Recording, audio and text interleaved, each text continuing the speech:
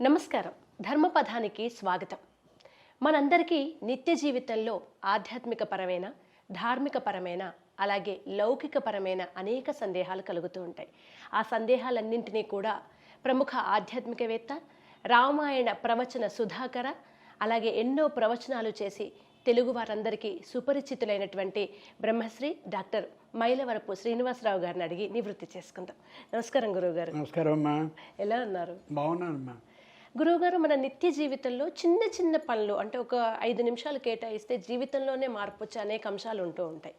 అటువంటి ఎన్నో విషయాల్ని ఈరోజు మిమ్మల్ని అడిగి తెలుసుకుందాం అనుకుంటున్నాం. ముఖ్యంగా మనుషులంతా కూడా ఇప్పుడు కోవిడ్ టైం తర్వాత అయితే ఆర్థికంగా చాలా ఇబ్బంది పడుతున్నారు. అంజనం అనేది చాలామంది తప్పిపోయిన వస్తువులు లేదా మనుషులు కనబడకుండా పోయినా కూడా అంజనం వేసి వాళ్ళు చూస్తూ ఉంటారు. నిజంగా అంజనం వేయడం ద్వారా తప్పిపోయిన వాళ్ళు కనబడతారు.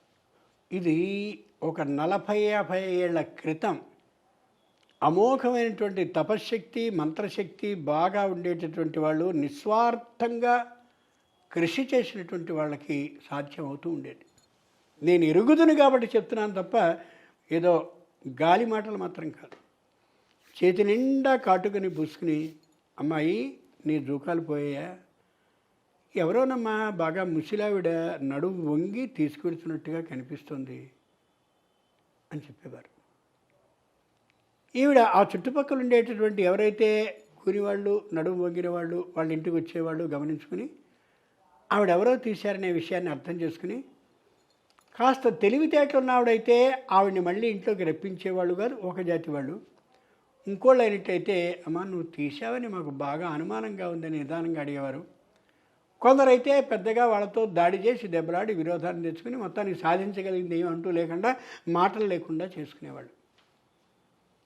ఈ అంజనం వేస్తే కనిపించడం అనేటటువంటి విధానం ఏదైతే ఉందో అది 40-50 ఏళ్ల క్రితం తపశ్శక్తి ఉన్నటువంటి వాళ్ళకి ఖచ్చితంగా సాధ్యం, అనుమానం ఏమాత్రం లేదు. దీనికి ప్రమాణాన్ని చెప్పాలంటే శ్రీమద్ రామాయణంలో ఉంది. ఆంజనేయ స్వామి అంతటి వాడు అక్కడికి వెళ్ళిన తర్వాత ఒక గుహలోనికి వెళ్ళాడు. మొత్తం చీకటి, ఏమీ కనిపించట్లా. ఏమిటి ఏం కనిపించట్లేదు? సీతాన్వేషణానికి వెళ్ళినటువంటి వాడిని నేను ఈ గుహలోనే ఇరుక్కుపోతే, యువతలకి రాలేకపోతే, సీతమ్మ నాకు కనిపించలేదనే వార్తని కూడా రామునికి చెప్పలేకుండా నేను ఇక్కడే బంధింపబడిపోతే రామచంద్రుని ప్రాణాలు ఏమవుతాయి? రాముడు లేడని తెలిస్తే లక్ష్మణుడు ఏమవుతాడు? లక్ష్మణుడు లేడని తెలిస్తే భరత శత్రుఘ్నులు ఏమవుతారు? ఇలా మొత్తం అయోధ్య అంతా కూడా మొత్తం ఎలా అయిపోతుందని వణికిపోతే స్వయంప్రభ అనేటటువంటి ఆమె కళ్ళు మూసుకో, నీకు విశాలమైనటువంటి సుందరమైనటువంటి అమోఘమైన దివ్య తేజస్సుతో ఉండేటటువంటి ప్రగతిని చూపిస్తానంది ఆవిడ. ఈయన కళ్ళు మూసుకున్నాడు, ఆయన యువతలకి పెట్టింది ఆవిడ. స్వయంప్రభ గుహాని దాని పేరు. చెప్పొచ్చేది ఏమిటంటే అంతటి తపశ్శక్తి అది ఉన్నటువంటి విధానం ఉన్న రోజుల్లో కనిపిస్తూ ఉండేది. కానీ ఈ రోజుల్లో అంజనం ద్వారా ఎవ్వరికీ కనిపించదు. కారణం, నోరు తెరిస్తే అబద్ధాలే, ఒక్కటి నిజం అంటూ ఉండదు. ధర్మరాజు భారతంలో మంచి మాట అన్నాడు, 12 సంవత్సరాల పాటు నువ్వు ఏ అబద్ధమో ఆడకపోతే నువ్వు మాట్లాడింది నిజమవుతుంది అని. 12 నిమిషాల పాటు ఈ రోజుల్లో అసాధ్యమైనటువంటి మాట అది. చేత మనం అనేది ఎందుకు నిజమవుతుంది? మనం అంజనం వేసుకుంటే చెయ్యి అంతా పాడవుతుంది తప్ప నలుపుతో బాగా రుద్దుకోవాల్సి వస్తుంది తప్ప దీంట్లో ఏమీ కనిపించదు.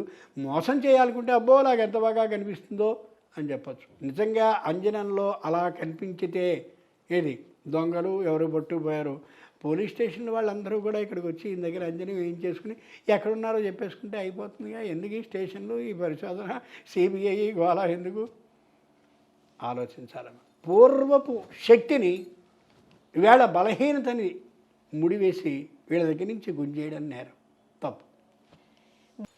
ధన్యవాదాలు గురువుగారు. చక్కటి వివరణ అందించారు. అన్ని సందేహాలకు చక్కటి నివృత్తి చేసినందుకు మరొక్కసారి కృతజ్ఞతలు. సంతోషమా.